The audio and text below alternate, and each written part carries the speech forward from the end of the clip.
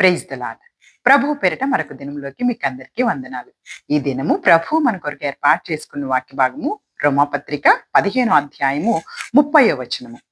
సహోదరులారా, నేను యూదయాలనున్న అవిధేయుల చేతిలో నుండి తప్పింపబడి యెరూషలేములో చేయవలసి ఉన్న ఈ పరిచర్య పరిశుద్ధులకు ప్రీతికరమగునట్లును, నేను దేవుని చిత్తము వలన సంతోషముతో నా యొద్దకు వచ్చి మీతో కలిసి విశ్రాంతి పొందినట్లును, మీరు నా కొరకు దేవునికి చేయు ప్రార్థనల యందు నాతో కలిసి పోరాడవలననియు, మన ప్రభు అయిన యేసు క్రీస్తును బట్టియు ఆత్మ వలన ప్రేమను బట్టియు మిమ్మను బతిమాలు కొనుచున్నాను.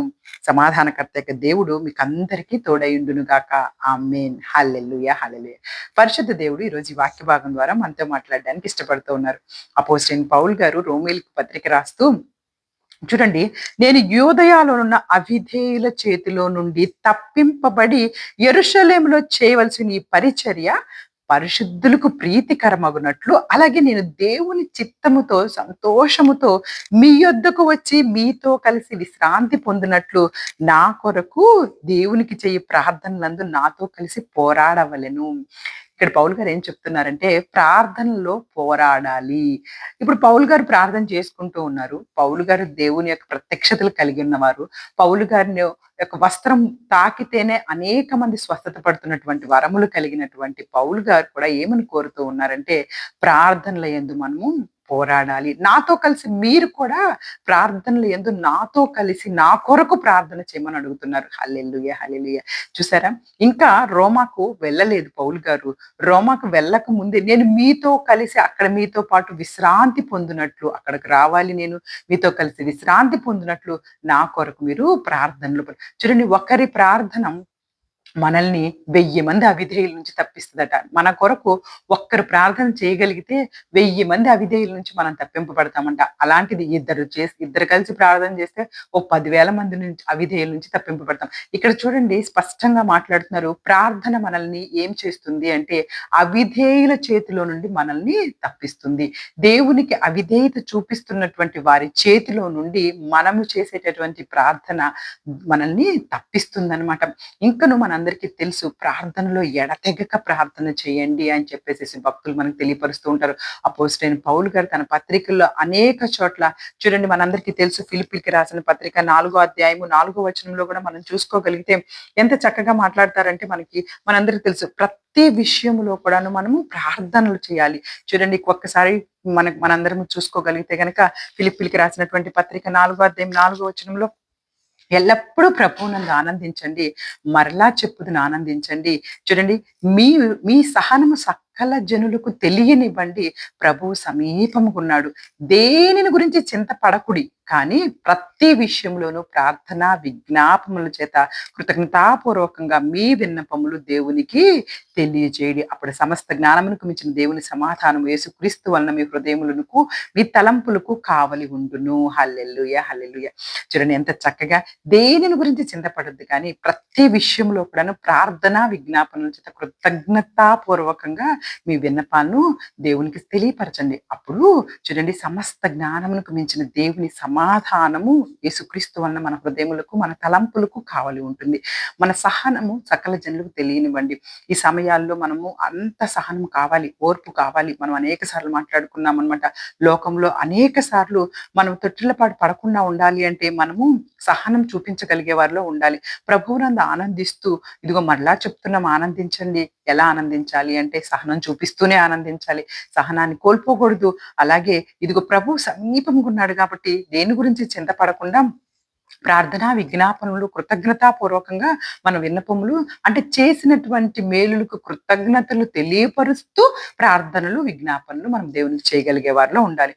అప్పుడు సమస్త జ్ఞానమునకు మించిన దేవుని సమాధానము యేసుక్రీస్తు వలన మనకు, అలాగే మన కుటుంబాలకు, అలాగే మన తలంపులకు, మన హృదయానికి దేవుని యొక్క సమాధానం కావలిగా ఉంటుంది. ఈరోజు సమాధానం లేని స్థితుల్లో ఉంటున్నాము అంటే కృతజ్ఞతాపూర్వకమైనటువంటి ప్రార్థనలు లోపించి ఉన్నాయి మన జీవితాల్లో. ఒక్కసారి దేవుడు మరలా ఇదిగో పరిశుద్ధాత్మ దేవుడు మనకి జ్ఞాపకం చేస్తూ ఉన్నాడు. మీరు మీ సహనంగా ఉండాలి, ఎవరిని కూడా దూషించొద్దు. మీకు ఒకవేళ ఇబ్బందికరమైన పరిస్థితులు పెట్టిన వారైనప్పటికీ కూడాను మీరు దయచేసి దయచేసి మీరు ఇదిగో దేవుని మనస్సు కలిగిన వారు ఇతరులను దూషించకూడదు. కాబట్టి దేవుని మనస్సు కలిగితే మీరు సహనం చూపిస్తూ ముఖ్యంగా చేయాల్సింది ఏందంటే కృతజ్ఞతతో ఉండాలి. అలాగే అప్పుడు సమస్త జ్ఞానమునకు మించిన దేవుని సమాధానం మన హృదయాలకు, తలంపులకు ఉంటుందన్నమాట. ఇంకాను మనకి ప్రార్థన గురించి తెలుసు. ప్రార్థన వలన ఎడతెగక ప్రార్థన చేసి దేవుని దగ్గర పొందుకున్నటువంటి భక్తుల జీవితాలన్నీ కూడాను బైబిల్ గ్రంథంలో రాయబడి ఉన్నాయి. అలాగే తెస్సలోనికీయులకు రాసిన పత్రికలో కూడాను అపోస్తలుడైన పౌలు గారు ఎంత చక్కగా తెలియపరుస్తారో చూడండి. 5వ అధ్యాయము 14వ వచనము. మేము మీకు బోధించినదేమనగా అక్రమంగా నడుచుకుని వారికి బుద్ధి చెప్పండి. ధైర్యం చెడిన వారిని ధైర్యపరచండి. బలహీనులకు ఊతనివ్వండి. అందరి ఎడల దీర్ఘశాంతం కలవారయుండుడు. ఎవ్వడు కీడుకు ప్రతి కీడు చెయ్యకుండా చూచుకోండి. మీరు ఒకని ఎడల ఒకడు మనుషులందరి ఎడల ఎల్లప్పుడూ మేలైన దానిని అనుసరించి నడుచుకొనుడి. ఎల్లప్పుడూ సంతోషంగా ఉండండి. ఎడతెగక ప్రార్థన చేయండి. చూడండి, ప్రతి పత్రికలో కూడాను అపోస్తలుడైన పౌలు గారు ఏం తెలియజేస్తున్నారు? ఎడతెగక ప్రార్థన చేయండి.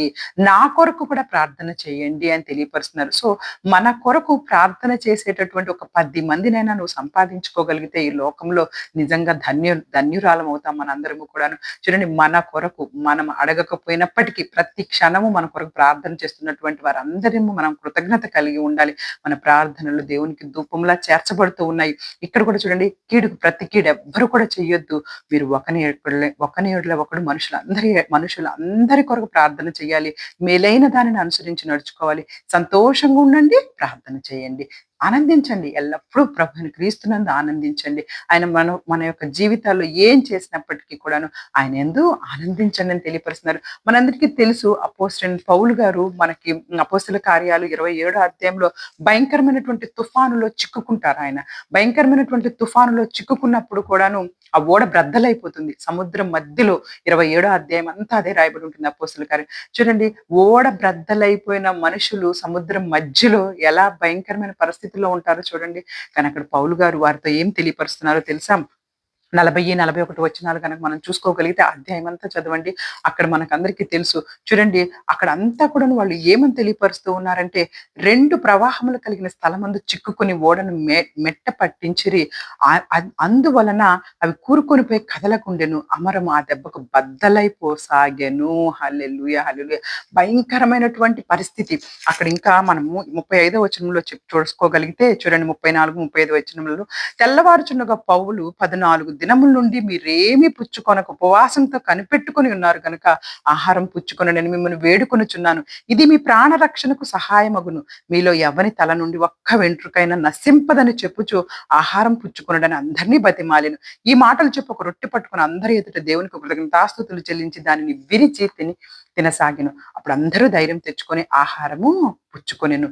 ఓడలో ఉన్న మేమందరము 276 హల్లెలూయా! హల్లెలూయా! చూసారా, పౌలు గారిని నిజానికి ఈ సమయంలో ఏం జరుగుతుందంటే ఓడ ద్వారా ఆయనను అరెస్ట్ చేసేసి రోమా ప్రభుత్వం ఒక ప్రదేశానికి పంపిస్తూ ఉందన్నమాట. అక్కడ అతని యొక్క శిక్షణ ఖరారు చేయటానికి. అయితే అతనితో పాటు ఉన్న వారందరూ ఓడలో సైనికులు, సహస్రాధిపతులు చాలా మంది ఉన్నారు. శతాధిపతులు చాలా మంది ఉన్నారు. అయితే వెళ్తున్నప్పుడు ఓడ బ్రద్దలైపోయి వాళ్ళు చాలా భయంకరమైనటువంటి బాధలో ఉంటే పౌలు గారు ఏమంటున్నారంటే, ఇదిగో ఏమీ అవ్వదు. మన వల్ల ఎవ్వరి ఒక తల వెంట్రుక కూడా నశించదు. మనం తప్పకుండా దరికి చేరతాము.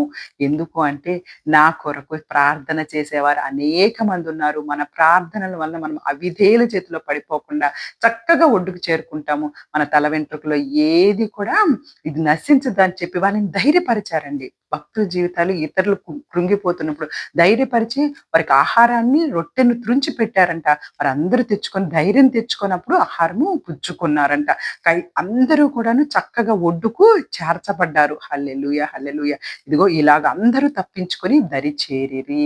కాబట్టి భక్తుల జీవితాల ద్వారా మనకి ప్రార్థనలు అక్కడ అపోస్తలుడైన పౌలు గారిని కాకుండా అక్కడ ఉన్నటువంటి పౌలు గారితో పాటు ఉన్న వారందరినీ కూడాను ఒడ్డుకు చేర్చగలిగినాయి అన్నమాట.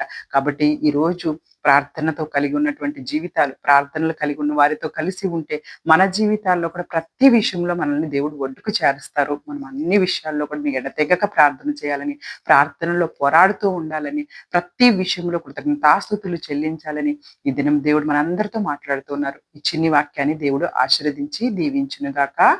ఆమేన్. God bless you all. God bless you all.